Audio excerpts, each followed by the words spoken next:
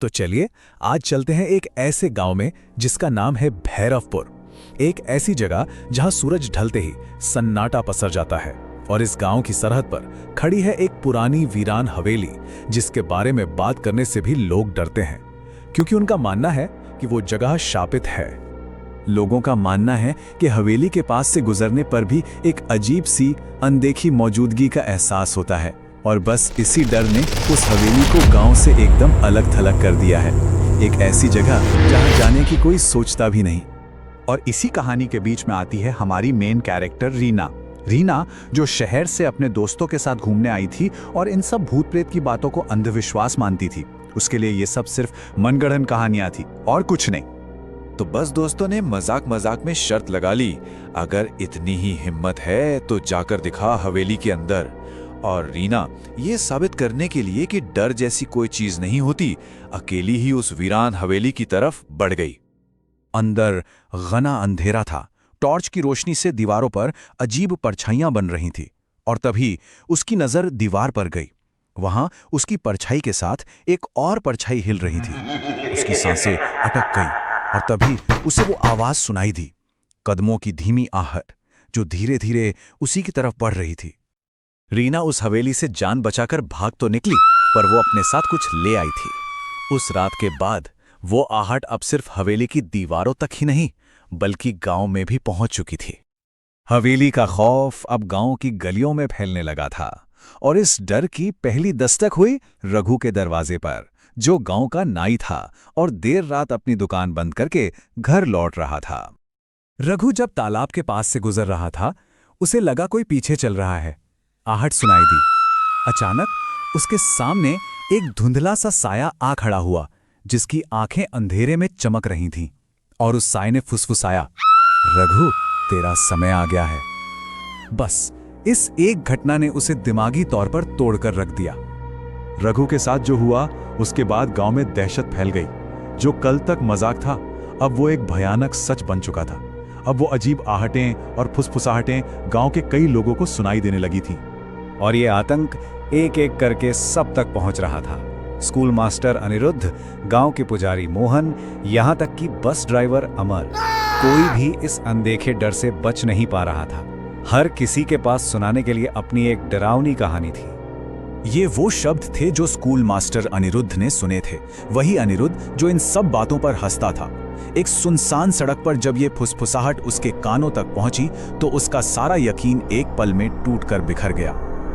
और ये वो डरावना पैगाम था जो गांव के पुजारी मोहन को हवेली की दीवार पर खून से लिखा मिला। सोचिए, एक चेतावनी जिसने गांव के पुजारी तक को इतना डरा दिया कि वो अपना सब कुछ छोड़कर भाग गया। तो ये आहट है क्या आखिर? देखिए, वैसे तो इसका मतलब सिर्फ कदमों की आवाज है, लेकिन भैरवपुर के लोगों के लिए ये शब्द अब मौत का दूसरा नाम बन चुका था। एक ऐसा आतंक जो सुनाई देता है पर दिखाई नहीं देता। जब गांव में दहशत बहुत बढ़ गई तो जांच के लिए डीसीपी अरविंद को भेजा गया। अरविंद एक पढ़ा लिखा सुलझा हुआ अफसर था जो इन बातों को नहीं मानता था, लेकिन उस हवेली में उसे भी कुछ ऐसा महसूस हुआ जिसने उसके यकीन को भी हिला कर रख दिया। इस बीच रीना का डर अब हिम्मत में बदल रहा था। उसने ठान लिया कि वो इस राज का पता लगाकर रहेगी। उसने डीसीपी अरविंद और डरे हुए स्कूल मास्टर अनिरुद्ध जैसे कुछ लोगों को इकट्ठा किया ताकि सब मिलकर इस खौफ का सामना कर सकें। उनका प्लान सीधा था पर उतना ही खतरनाक। आधी रात को हवेली में घुसना, उस तहखाने को ढूंढना जिसके बारे में गांव में कहानियां थी, और फिर उस ताकत का सामना करना जो पूरे गांव को डरा रही थी। जंग लगे दरवाजे को खोलकर वो नीचे उतरे। तहखाना ठंडा था, सीलन की तेज गंध आ रही थी और वहां दीवार पर उन्हें खून से लिखा एक संदेश दिखा, आहट मेरा श्राप है, जो सुनेगा उसका अंत होगा। और तभी तहखाने के अंधेरे कोने से एक साया उभरा। एक औरत की दर्द भरी आवाज गूंजी जिसने अपनी कहानी बताई। वो ललिता थी, इस हवेली की मालकिन, जिसे आज से 100 साल पहले उसके ही पति ने दौलत के लिए इसी तहखाने में जिंदा दफना दिया था। उसकी चीखें, उसके कदमों की आहट, सब यहीं कैद हो गया था। जैसे ही सच सामने आया, ललिता की आत्मा का गुस्सा भड़क उठा। तहखाने की दीवारें कांपने लगी, छत से मिट्टी गिरने लगी और ललिता की आवाज गूंजी, मेरा श्राप कभी खत्म नहीं होगा और जो सच जान गया है वो भी इस आहट से नहीं बच सकता। किसी तरह वो लोग वहां से बाहर निकले। अब बचने का बस एक ही रास्ता दिख रहा था। डीसीपी अरविंद ने फैसला किया कि अगर हवेली को ही जला दिया जाए तो शायद ललिता की आत्मा को शांति मिल जाएगी और ये श्राप हमेशा के लिए खत्म हो जाएगा। उस रात वो पूरी हवेली आग की लपटों में समा गई। अगली सुबह गांव में एक अजीब सी शांति थी। सालों बाद गांव वालों ने बिना किसी डर के रात गुजारी थी। ऐसा लगा जैसे भैरवपुर का वो बुरा सपना आखिरकार खत्म हो गया।